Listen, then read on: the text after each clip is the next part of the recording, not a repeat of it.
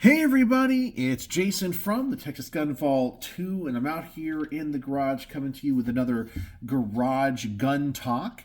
And it is January the 1st, 2024. I can't believe it is 2024 already. Man, I feel like it's the future. Time just goes by, doesn't it? Man, it goes by. And this year I'm going to be 44 years old. Oh, man. I was reading something on the internet, or maybe it was an internet meme. It was like when Danny Glover in the movie Lethal Weapon, for the first time said, "I'm getting too old for this S." He was only 41 years old. And I thought he was old then. Oh my God, time is ticking by. But anyway, for tonight's Garage Gun Talk, I wanted to talk about some guns, because I literally just got back from the range. It's like, 9:20 at night. And it was a pretty nice experience because nobody was at the range. And you guys know I get 24-hour biometric access to my range. So nobody was there. So I got some good range footage on two guns. And I wanted to talk about that and then talk about a couple other things as well. Let's talk about the guns first, because I know that's what a lot of you guys are here to know and talk about. Tonight, I first shot the CMMG, I believe it's the Mark IV Dissent. This is chambered in 300 blackout. It is a pistol. As you can see, we have this, was it the Strike? Is this the Strike Industries one? I think it is. Yeah, the Strike Industries brace on it. That thing is thin. I don't know why they would ever design a brace like that.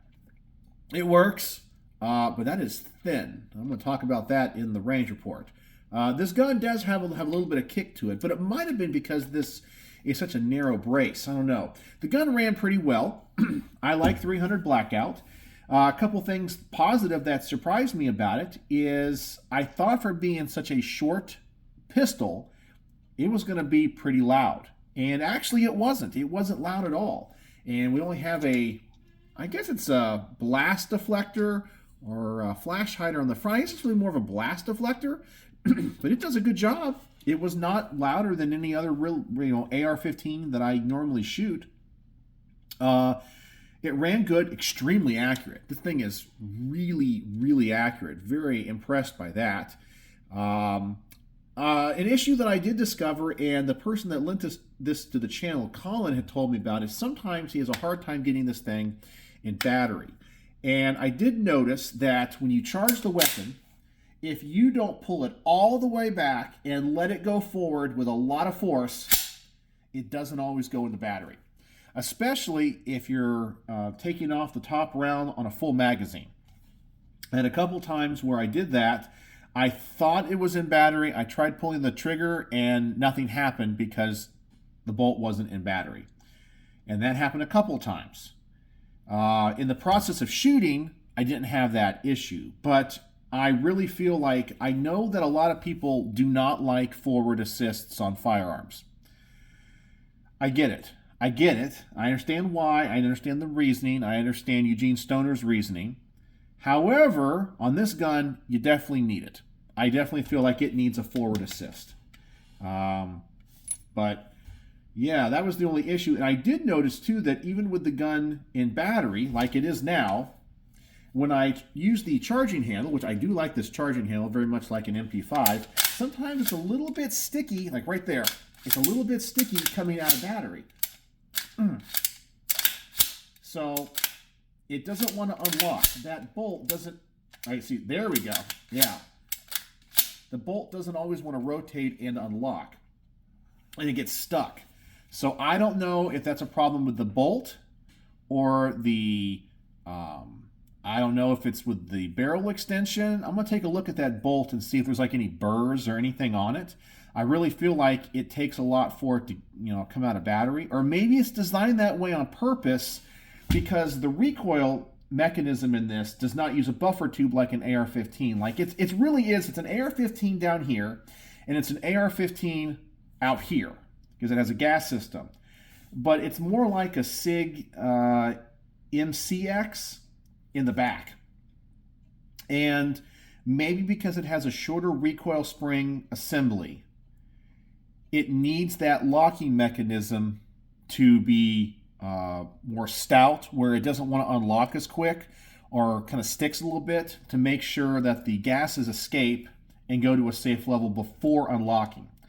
So that's something you have to be aware of maybe with this. And I'll have to read up online about it before owning one, because as I said, I wish it would, if I'm going to have a charging handle out here, I don't want to be fighting with it. I don't want to be trying to get it out of battery, and I need the gun to go into battery relatively easy. So that's what I did discover about it. But super accurate gun. Ran well, very impressed with this. The other gun I shot is one of my own guns, and this is a gun that, or a review I should say, a range report that's been in various states of work. Normally I have about 3 or 4 projects kind of working through the system at one time, in that, I'll get range footage for, and I'll edit that, and then maybe I'm working on the previous gun that I reviewed out here in the garage, and then I'm getting other stuff lined up to review and take to the range, or maybe I had an issue with some of the range footage or a problem. This is a gun that I had problems at the range with the last time I took it. This is a Colt Lightweight Commander, 2011 manufacturer, so it has the 100 years of service roll mark on it. And this is one of the guns of my carry rotation, and it's going to go in that series that I'm making. And it has those really cool Brownworks grips with that, say, the Texas Gun Vault logo, or say that the Texas Gun Vault has the logo on it. Beautiful grips. My favorite color, green. And I took this to the range a couple weeks ago, and I was using some of that Arms Corps 230 grain ball ammunition. And this gun shot like crap. I mean, it was shooting extremely low, and the group, even at like 6 or 7 yards, was gigantic. I was like, I know I shoot this gun better. I know I haven't shot this gun in a while, but I know I shoot it better than this. So I brought it home here, and I left it in the safe out here on the workbench. And I was like, well, I got these other guns I got to review before I can take that thing back to the range. But tonight I took Federal 230 grain ball ammo and some PPC, 185 grain jacketed hollow point. The gun ran way better and was way more accurate. The 230 grain Federal stuff still shot low, and I swear might be tumbling a little bit. I took pictures of it because it's ripping the paper. I know that's not always the case. It doesn't look like it's keyholing, but I don't know. I'll talk about that in the range report. But then when I used the 185 grain jacketed hollow point, the point of aim and the point of impact were much closer. I was getting way tighter groups, and the holes through the paper were perfectly circular. So this gun appears to like lighter projectiles. So that's something I discovered and didn't know about this gun, because I remember shooting it well, but I don't remember when I shot through it. Probably like Winchester White Box. But this thing definitely likes hollow points 185 grain. It shot great with that. 230 was okay. But yeah, this has been out here in the garage for about 2 weeks or so, because I've been working on other projects, and finally got it back to the range, and I'll be able to complete the range report on this one. This one actually caused me a little bit of pain tonight. Not actually metaphorically, actually physically. In fact, I got a little blood on my finger. I was doing like a quick mag change with this thing, and I pinched my finger. I guess I got these like big old fat fingers. Anyway, I brought it up, and the little lip of the magazine got caught right as I was reinserting. And man, oh man, did I pinch myself. It only hurt for a second, but it just kept bleeding and bleeding and bleeding. And I was having to wipe it down with like wipes and all that. It was getting crazy, but it wasn't bad. It was just annoying than anything else. But yeah, nice to get this thing back out. At first, after taking to the range the first time, I was like, I don't know if this gun should be in my carry rotation, but it's an ammo issue. But after that, it shot pretty good. So that's the guns I wanted to talk about. So that's what's going on. Let's talk about something else channel-wise. I'll tell you, I actually had something really interesting happen on the channel. I am always perplexed about how people find the channel what interests them, what draws them to the channel, and then why some videos that I think aren't going to do well do amazing, and then some videos I think that are going to do amazing don't do well. There's like no rhyme or reason to it. So you guys know I do those little product reviews from time to time. I try to do them and release them typically on Saturdays when they're in the lineup and in the queue. And I did one on the Nitecore EDC33 flashlight, and it is a new flashlight on the market. But I'm not really known as a product reviewer, So, but I mean, I put that stuff out there because I try to do a wide variety of content.